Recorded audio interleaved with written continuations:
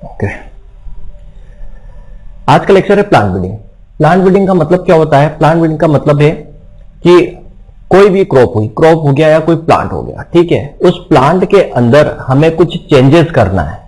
Changes कैसे कि मान लो उस प्लांट पे या उस क्रॉप पे किसी इंसेक्ट पेस्ट का अटैक लग रहा हो, हम चाह रहे हैं कि वो जो प्लांट या पर्टिकुलर क्रॉप जो है इंसेक्ट पेस्ट के प्रति क्या हो, रेजिस्टेंस हो, या फिर हम चाह रहे हैं कि हमें यील्ड ज्यादा मिले, या फिर हम चाह रहे हैं कि उसकी जो हाइट है, प्लांट की हाइट वो कम होनी चाहिए ताकि उसमें लॉजिंग ना हो, ठीक है, या वो ग्रोथ के प्रति रेजिस्टेंस हो। तो ये कुछ जो चेंजेस है ये कैसे होंगे? उसके जो डीएनए है या उसका जो जेनेटिक कैरेक्टर है, अनुवांशिक लक्षण है, उसमें कुछ बदलाव करके, उसमें कुछ इंप्रूवमेंट करके हम ये सारी चीजें कर सकते हैं। और इसको करने का मेन उद्देश्य क्या होता है हमारा, कि अल्टीमेट हमें क्या मिले, प्रोडक्शन ज्यादा मिले, हमारा खर्चा कम हो, इनकम ज्यादा हो। तो क्या होता है प्लांट ब्रीडिंग? प्लांट ब्रीडिंग का मतलब है, मान लो ये क्या है, आपके पास है कोई प्लांट है, ठीक है, कोई भी, ये हमारा प्लांट हो गया, कोई भी प्लांट ले लीजिए, ठीक है, ये क्या है, हमारा प्लांट है, ठीक है। अब इस प्लांट के अंदर आप क्या चाह रहे हैं? मान लो कोई फार्मर है, वो फार्मर क्या चाहेगा कि उसको क्या मिले, यील्ड उसकी ज्यादा हो, यील्ड क्या हो, यील्ड ज्यादा उसको मिले, यील्ड इंक्रीज, ठीक है। दूसरा वो क्या हो, वो चाह रहा है कि हमारी जो क्रॉप है वो उसमें रेजिस्टेंस हो, किसके against, against the insect pest, जो इंसेक्ट पेस्ट या जो डिजीज है, इंसेक्ट पेस्ट एंड डिजीज, उसके प्रति रेजिस्टेंस हो उसके अंदर। या फिर मैं बोल दूं क्या होना चाहिए, ड्वार्फिंग होना चाहिए, वो जो प्लांट है वो क्या होना चाहिए, ड्वार्फिंग प्लांट होना चाहिए, मतलब उसकी हाइट कम होनी चाहिए, ठीक है। हाइट कम होने का कारण क्या मतलब क्या है, क्यों का हाइट कम होनी चाहिए? अगर हाइट लंबी होगी तो क्या होगा, उसमें लॉजिंग होगी ज्यादा हवा चलने से, या फिर इरिगेशन जो हम दे देते हैं, एक्सेस इरिगेशन, या at the time of maturity हम इरिगेशन दे देते हैं, तो उसमें क्या हो जाती है, लॉजिंग आ जाती है, प्लांट गिर जाता है।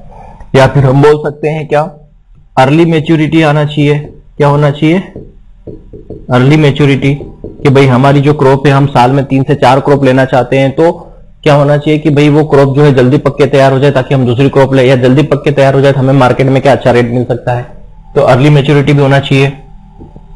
और क्या होना चाहिए, resistance to drought and salinity,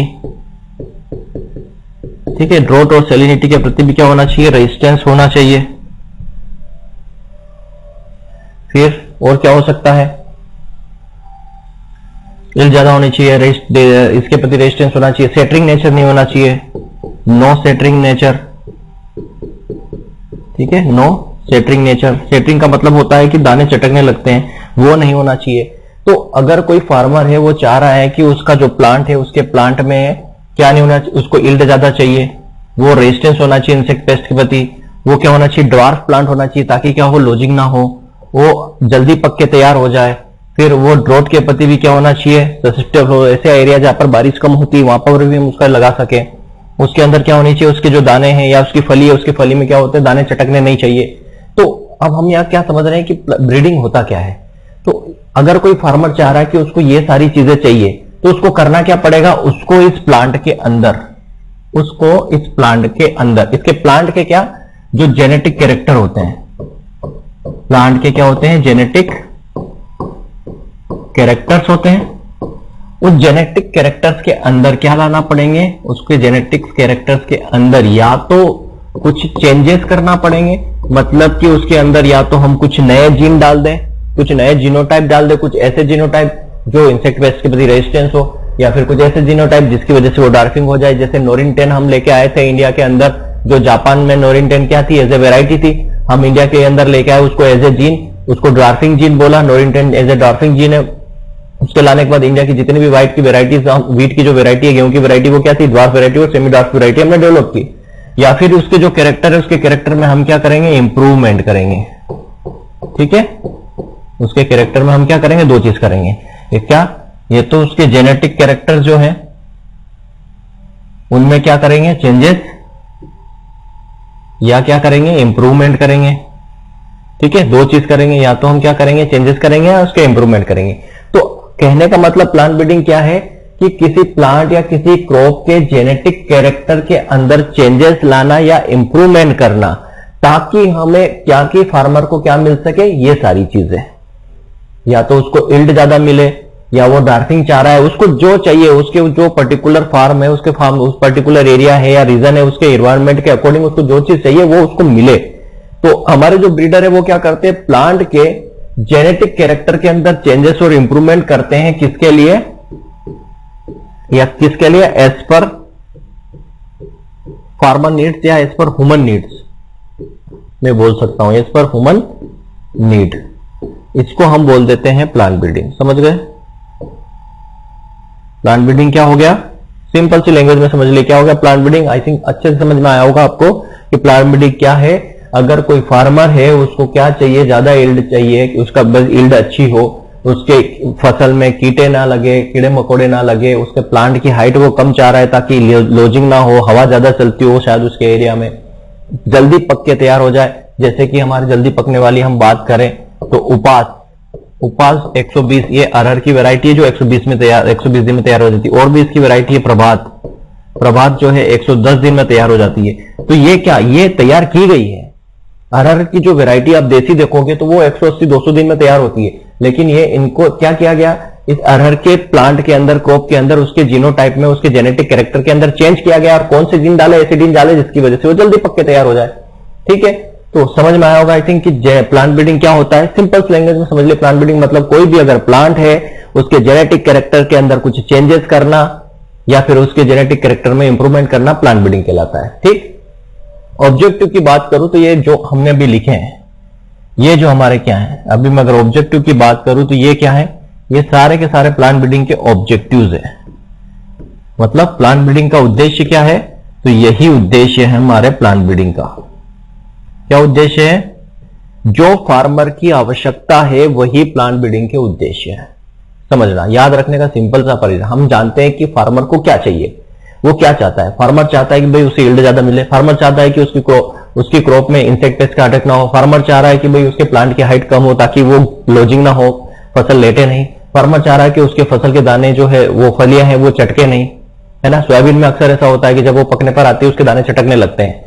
तो जो फार्मर की आवश्यकता है क्रॉप को लेकर कि भाई मैं क्रॉप में ये चीज चाह रहा हूं, वही प्लांट ब्रीडिंग के क्या होते हैं, ऑब्जेक्टिव होते हैं। तो ये सारे क्या है, प्लांट ब्रीडिंग के ऑब्जेक्टिव्स हैं। क्लियर? आई थिंक आपको अच्छे से समझ में आ गया होगा।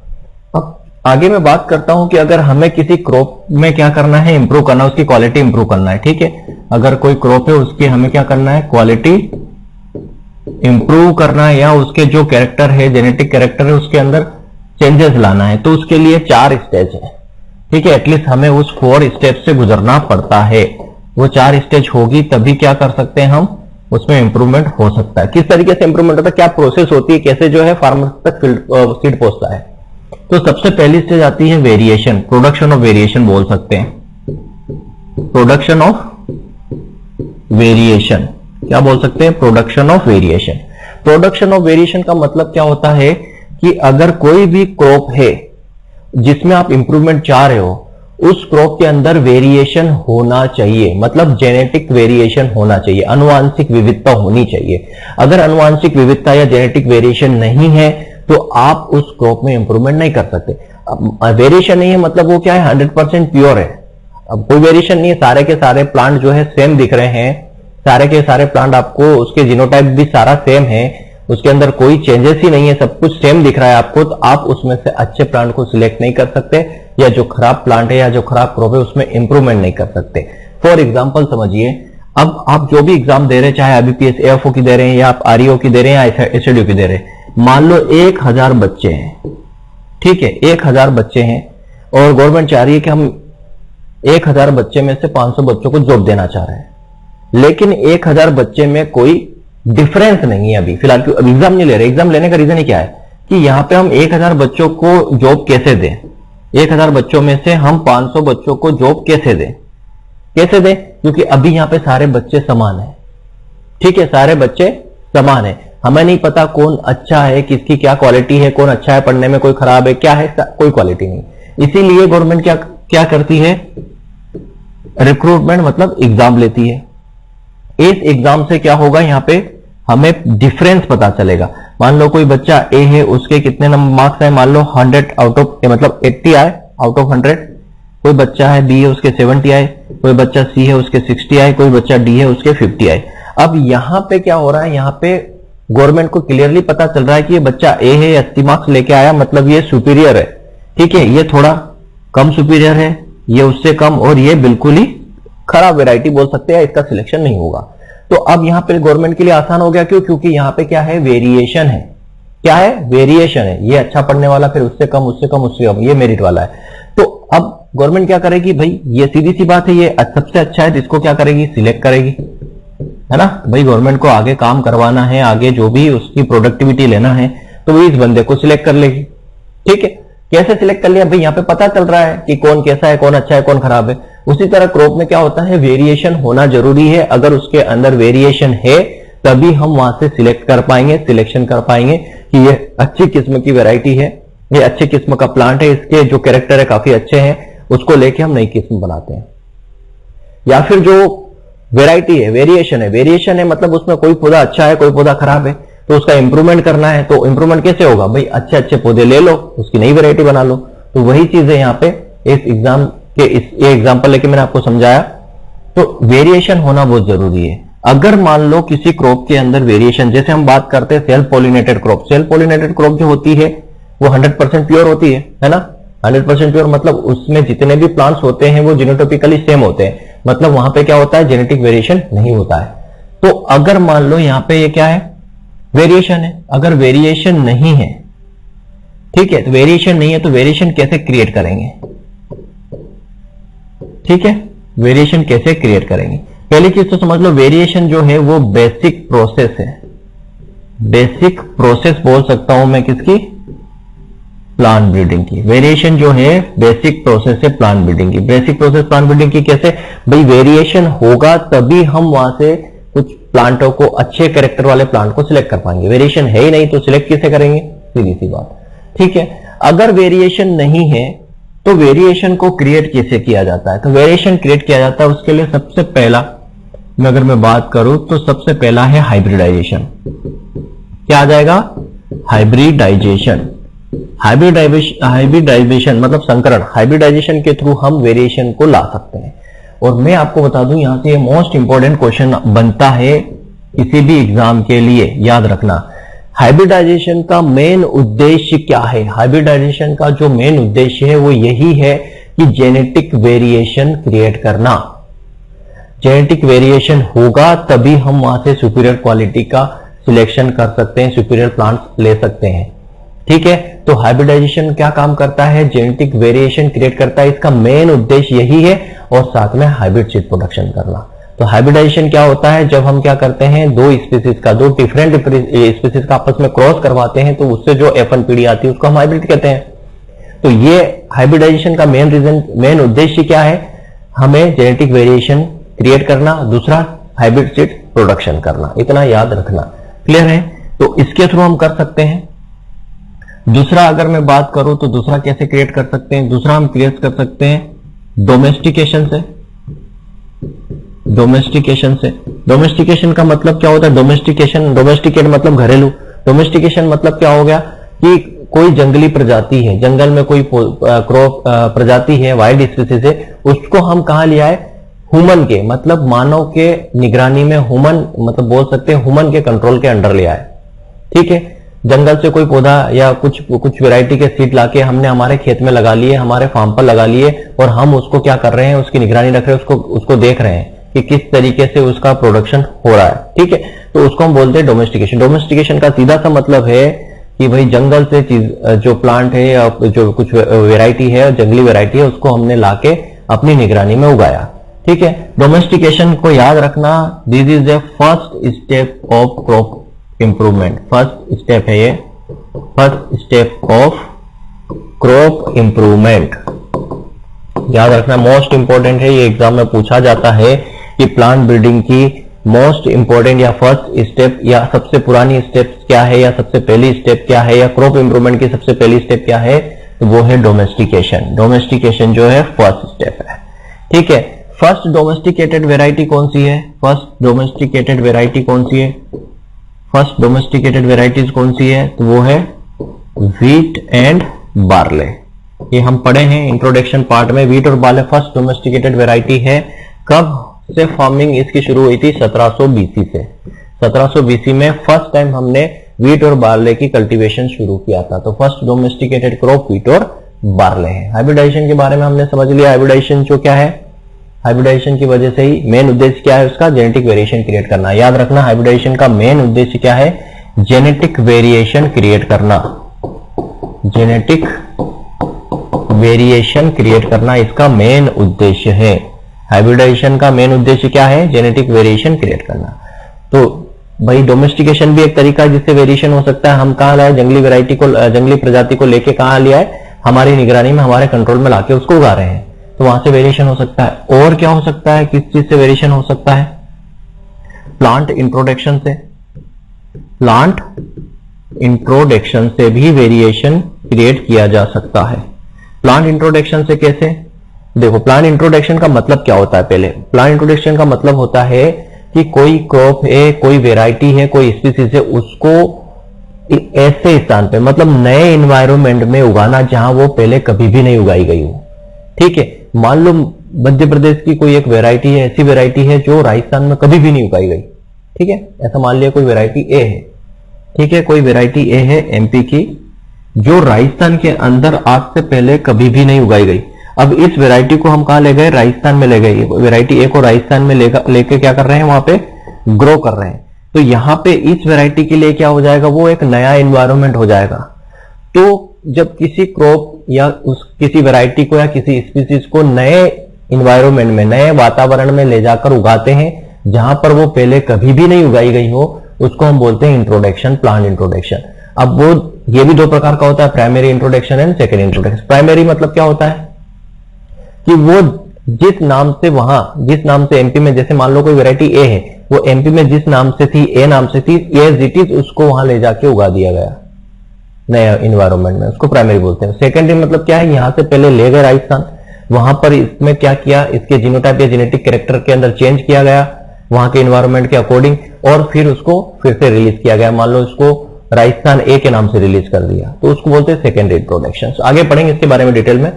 तो यहां से प्लांट इंट्रोडक्शन आपको समझ में आ गया कि प्लांट इंट्रोडक्शन क्या होता है, कि किसी क्रॉप या स्पीसीज को नए एनवायरनमेंट में ग्रो करना। ठीक है, चलो, तो इससे भी प्लांट इंट्रोडक्शन कर सकते हैं। दूसरा, चौथे नंबर पर आता है म्यूटेशन।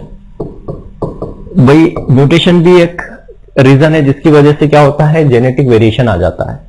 सडन हेरिटेबल चेंजेस को हम क्या बोलते हैं, म्यूटेशन बोलते हैं। अचानक से कोई परिवर्तन हो गया। ठीक है, जैसे कि बात करें बालाघाट में जो है चिन्नौर राइस की बात करते हैं। चिन्नौर राइस एक्चुअल में कहां होता था, अपने आसाम के आसपास, वहां से ये लेके आए और यहाँ पे बालाघाट में उगाया इसको। मतलब क्या हो गया, इंट्रोडक्शन हो गया, क्योंकि चिन्नौर पहले कभी नहीं होता था बालाघाट में, और चिन्नौर को भी जीआई टैग भी मिला है, तो वो जो है उस वातावरण में अच्छे से ढल गया। अब वहां पे क्या हो गया कि शायद उसके वातावरण में कुछ चेंजेस हुआ होगा, उसके जेनेटिक कैरेक्टर में कुछ चेंज होगा, उसके म्यूटेशन में कुछ चेंज हुआ होगा, तो उस एनवायरमेंट में वो एडॉप्ट हुआ है। तो म्यूटेशन भी एक रीजन है जिसकी वजह से क्या होता है, जेनेटिक वेरिएशन इंड्यूस होता है। ठीक है, म्यूटेशन के बारे में डिटेल में पढ़ेंगे। म्यूटेशन टर्म्स किसने दिया है, तो म्यूटेशन टर्म्स याद रखना, म्यूटेशन जो टर्म है वो HD व्रीज ने दिया है। हुगो डी व्रीज जिसको बोलते हैं, उसने दिया है कब, 1900 में। ठीक है, 1900 में इसने दिया है। म्यूटेशन की खोज सबसे पहले किसने की थी, तो एक सेट राइट एक क्या था, भेड़ चरवाहा था। भेड़ चराने वाला आदमी था जिसका नाम था सेट राइट। 1791 की बात है। वो क्या था, भेड़ चरा रहा था। भेड़ चराते चराते उसकी नजर क्या पड़ी, भेड़ों के पैरों पर पड़ी। उसने देखा कि सारे के सारे जो भेड़ है उनके पैर क्या है, एक जैसे हैं, और एक भेड़ जिसके पैर जो है थोड़े से छोटे हैं। ठीक है, सभी के सभी उसने देखा, सभी के सभी जो भेड़ है, सीप है, उनके सारे पैर एक जैसे दिख रहे हैं, लेकिन उनमें से एक भेड़ था जिसके पांव छोटे दिखाई दे रहे थे। तो वहीं से उसने क्या किया, म्यूटेशन की खोज हुई। ठीक है, टर्म इन्होंने दिया, हुगो डी व्रीज ने 1900 के अंदर। इसके बारे में और डिटेल पढ़ेंगे। फिर मॉर्गन साहब आए, उन्होंने स्टडी की, फिर मूलर आए, फिर स्टेडलर आए जिसने प्लांट पर की 1928 में, एक्सरे और गामा रे किरणों का स्पेशली मेज और बार्ले पर किया। तो वो जब आएगा तब उसको आगे डिस्कस करेंगे। ठीक है, बट जहां जो आता जा रहा है उसको हम डिस्कस करते जा रहे हैं। ठीक है, और क्या हो सकता है, और हो सकता है किसकी वजह से वेरिएशन इंड्यूस हो सकता है, तो मैकेनिकल मिक्सचर की वजह से भी हो सकता है। मैकेनिकल मिक्सचर की वजह से भी हो सकता है। ठीक है, कि भाई जो वैरायटी हमारी थी उसके अंदर कोई दूसरी वैरायटी के सीड आके मिक्स हो गए, है ना। या फिर क्या करते हैं, हम फार्म पे लगाते हैं, मान लो यहाँ पे एक फार्मर ए है, एक फार्मर बी है, इसने वीट की कोई ए वैरायटी लगाई, इसने वीट की कोई बी वैरायटी लगाई, लेकिन इन्होंने आइसोलेशन डिस्टेंस जो होती है वीट में कितनी रखते हैं, 3 मीटर रखते हैं। वीट के अंदर 3 मीटर आइसोलेशन डिस्टेंस रखते हैं, क्योंकि सेल्फ पॉलिनेटेड क्रॉप में 3 मीटर रखी जाती है। मान लो इन्होंने आइसोलेशन डिस्टेंस मेंटेन नहीं की, तो क्या होगा, यहाँ पे सेल्फ पॉलिनेशन हो जाएगा। तो क्या हो जाएगा, यहाँ पे सेल्फ पॉलिनेशन हो जाएगा और सीड क्या हो जाएंगे, आपस में मिक्स हो जाएगा। ठीक है, तो ये मैकेनिकल मिक्सचर्स भी एक रीजन है वेरिएशन का। क्लियर है, आई थिंक यहां से आपको समझ में आया होगा। अब मैं आ रहा हूं सेकेंड स्टेज पे। तो वेरिएशंस अगर नहीं है तो कैसे इंड्यूस किया जाएगा, ये समझ लिया। अब वेरिएशन है तो हम क्या करते हैं, सेकेंड स्टेज में करते हैं सिलेक्शन। याद रखना, अगर हमने देखा कि क्रॉप के अंदर वेरिएशन है तो हम क्या करेंगे, वहां पर करेंगे हम सिलेक्शन। सिलेक्शन का क्या मतलब हो गया कि अब हम वहां पे जो सुपीरियर क्वालिटी के प्लांट है, सुपीरियर क्वालिटी मतलब जिसके अंदर एक्सीलेंट कैरेक्टर है, उसके जो कैरेक्टर है काफी अच्छे हैं। मान लो कोई प्लांट फील्ड के अंदर आप देख रहे हो तो कोई आपको लंबा प्लांट, टॉल प्लांट दिख रहा है, कोई जो है बोना प्लांट दिख रहा है, ड्वार्फ प्लांट दिख रहा है। आपने अगर आप दाने को देखोगे तो मान लो कि जो लंबा प्लांट है उसके दाने गोल है, जो छोटा प्लांट है उसके दाने रिंकल है, मतलब झुर्रीदार है। तो आप वहां पे क्या करोगे, जो सुपीरियर क्वालिटी के प्लांट है उनको सिलेक्ट करोगे। तो सिलेक्शन के अंदर क्या क्या जाता है, सिलेक्शन, पहली चीज याद रखना कि जो सिलेक्शन है वो सेकेंड स्टेज है। क्या है, सिलेक्शन जो है सेकेंड स्टेप है, second step of crop improvement. Crop improvement की सेकेंड स्टेज, पहली स्टेज डोमेस्टिकेशन है, सेकेंड स्टेज सिलेक्शन है। क्वेश्चन पूछा जाता है कि क्रॉप इंप्रूवमेंट की दूसरी स्टेज कौन सी है, तो सिलेक्शन जो है क्रॉप इंप्रूवमेंट की दूसरी अवस्था है, दूसरी स्टेज है। और सिलेक्शन से ही जो क्रॉप होती है उनमें इंप्रूवमेंट किया जाता है, या फिर हम बोल सकते हैं सिलेक्शन जो है वो एक मेन प्रक्रिया है जिसकी वजह से क्रॉप में सुधार होता है। या मैं बोल सकता हूं कि जो प्लांट ब्रीडिंग की सक्सेस है वो सिलेक्शन के बेसिस पर या सिलेक्शन पर ही बेस्ड है। सक्सेस ऑफ प्लांट ब्रीडिंग बोल सकते हैं बेस्ड ऑन सिलेक्शन। सिलेक्शन में क्या करते हैं, यहां पर जिस वैरायटी के अंदर क्या होता है, वेरिएशन होता है। ठीक है, जिस वैरायटी में क्या होता है, वेरिएशन होता है, उसमें से क्या करते हैं, जो सुपीरियर क्वालिटी के, या मैं बोल सकता हूं जो जिसमें क्या होते हैं, एक्सीलेंट कैरेक्टर होते हैं, एक्सीलेंट कैरेक्टर वाले जो प्लांट होते हैं, एक्सीलेंट कैरेक्टर वाले जो प्लांट होते हैं उनका क्या किया जाता है, सिलेक्शन किया जाता है, उनको सिलेक्ट किया जाता है। उनको सिलेक्ट करके क्या करते हैं, एक नई वैरायटी, न्यू वैरायटी बना देते हैं। क्या बना देते हैं, एक न्यू वैरायटी डेवलप करते हैं। ठीक है, अब न्यू वैरायटी डेवलप कर ली तो इस सेकेंड स्टेज क्या हो गई हमारी, सिलेक्शन। अब सिलेक्शन के बाद आ जाओ आप थर्ड स्टेज पे। सिलेक्शन के बाद जो है हमारी थर्ड स्टेज आएगी। सिलेक्शन के बाद थर्ड आता है इवोल्यूशन। इवोल्यूशन मतलब होता है मूल्यांकन करना, तुलना करना। अब यहां पे नई वैरायटी डेवलप की, मान लो 2 वैरायटी डेवलप की, एक वैरायटी ए और एक वैरायटी बी। ठीक है, यहां पे 2 वैरायटी इन्होंने डेवलप की, एक वैरायटी ए और एक वैरायटी बी। अब यहां पे चेक करना है कि कौन सी वैरायटी सुपीरियर है, कौन सी वैरायटी ज्यादा अच्छी है। तो यहां पे इवेल्युएशन किया जाता है, मतलब तुलना की जाती है, मूल्यांकन किया जाता है कि दोनों में से कौन सी बेस्ट है। तो इसको करने के लिए क्या करते हैं, अलग अलग रीजन में अलग अलग जगह पर इसको 2 या 2 से अधिक साल तक उगाया जाता है। ध्यान रखना, इवोल्यूशन के अंदर जो वैरायटी है, न्यू वैरायटीज को, जो न्यू वैरायटीज है उसको एटलीस्ट 2 ईयर्स के लिए ग्रो किया जाता है किसी पर्टिकुलर रीजन में। ठीक है, मान लो ये वैरायटी ए है और वैरायटी बी है, इसको एमपी के अंदर लगाया। ठीक है, एमपी के अंदर लगाया, यहां पे देखा कि जो ए वैरायटी है वो ज्यादा सुपीरियर है, तो ए वैरायटी को क्या बोल दिया जाएगा, ए वैरायटी को सिलेक्ट कर लिया जाएगा कि ए वैरायटी जो है एमपी के इस क्लाइमेट में, इस इन्वायरमेंट में ज्यादा अच्छी है, तो ए वैरायटी को सुपीरियर मान लिया जाएगा, उसको सिलेक्ट कर लिया जाएगा। अब मान लो फिर इनको राजस्थान के अंदर भी लगाया, तो राजस्थान के अंदर लगाया, राजस्थान के अंदर देखा जाएगा, मान लो वहां पे बी वैरायटी ज्यादा अच्छी है, तो बी वैरायटी को सिलेक्ट कर लिया जाएगा। इस तरीके से यहाँ पे तुलना की जाती है, 2 वैरायटी को लगाया जाता है लगभग, पर ये एक बार लगाने से पता नहीं चलता, लगभग 2 साल या 2 से ज्यादा साल तक इसको लगा के देखा जाता है कि किसके अंदर जो है कैरेक्टर ज्यादा अच्छे हैं और कौन ज्यादा अच्छा प्रोडक्शन दे रही है। सारी इन्वायरमेंटल कंडीशन भी देखी जाती है। तो याद रखना, लगभग 2 साल या उससे ज्यादा साल, 2 साल या 2 साल से अधिक समय तक उसको लगाकर देखा जाता है पर्टिकुलर रीजन में कौन सी बेस्ट है। अब इवैल्यूएशन के बाद जो 4th स्टेप्स आती है, ठीक है, इसके बाद जो 4th स्टेप आती है यहां पे होता है क्या, मल्टीप्लीकेशन। मल्टीप्लीकेशन होता है। अब क्या हो गया, यहां पे इसको देखा, चेक कर लिया, तुलना कर ली, ए वैरायटी सुपीरियर है। अब जो ए वैरायटी अच्छी थी उसको क्या करेंगे, उसका क्या करेंगे, अब मल्टीप्लीकेशन करेंगे। मतलब क्या हो गया कि अब उसका उत्पादन बहुत ज्यादा बढ़ाना है हमको, क्यों, क्योंकि हमें फार्मर तक पहुंचाना है। तो यहां पे क्या होगा, मल्टीप्लीकेशन। अब मल्टीप्लीकेशन करता कौन है, तो याद रखना NSC, national seed corporation, state seed corporation, ये करते हैं। ये क्या करते हैं, ये एजेंसियां क्या करती है, सीड का मल्टीप्लीकेशन करती है ना। नेशनल सीड कॉर्पोरेशन कब बना था, 1963 में इसकी स्थापना की गई थी। तो जो मल्टीप्लिकेशन का काम को करता है national seed corporation, state seed corporation, जो वैरायटी रिलीज की गई है उस वैरायटी को क्या करते हैं, मल्टीप्लाई करते हैं, उसका प्रोडक्शन बहुत ज्यादा कर देते हैं, सीड प्रोडक्शन करते हैं। अब मल्टीप्लिकेशन के बाद क्या होता है, मल्टीप्लिकेशन के बाद लास्ट स्टेज आती है डिस्ट्रीब्यूशन। क्या आता है, डिस्ट्रीब्यूशन। अब उस वैरायटी का क्या किया जाएगा, डिस्ट्रीब्यूशन किया जाएगा। डिस्ट्रीब्यूशन मतलब फार्मर तक पहुंचाना, फार्मर उसको लगाएगा। तो अब डिस्ट्रीब्यूशन क्या, अब डिस्ट्रीब्यूशन कैसे होता है, तो डिस्ट्रीब्यूशन जो होता है कई सारी एजेंसीज इसके अंदर काम करती है, एजेंसीज के थ्रू, ठीक है, कई सारी एजेंसीज काम करती है। ट्रेडर इसके अंदर, व्यापारी जो होते हैं वो काम करते हैं, ठीक। हमारी ये एनएससी, एसएससी जो है, स्टेट सीड कॉर्पोरेशन काम करती है। कई सारी प्राइवेट कंपनियां जो है वो काम करती है, कई सारी प्राइवेट कंपनियां हैं, इनके थ्रू क्या होता है, सीड का डिस्ट्रीब्यूशन होता है, ठीक है। अभी जैसे मान लो हमें सोयाबीन का नया सीड ग्रो करना है, तो हम कहां लाएंगे, कहीं पे पास में सीड प्रोडक्शन यूनिट होगी, वहां से लेके आएंगे, या मान लो इंदौर से हम लाएंगे सोयाबीन की वैरायटी, है ना, नेशनल जो हमारा जो इंस्टीट्यूट है वहां पे सोयाबीन का, वहां से लेके आएंगे। तो वहां पे क्या होगा, वहीं पे तो ये वहीं से तो हम लेके आ रहे हैं, मतलब वहां से क्या हो रहा है, डिस्ट्रीब्यूशन हो रहा है।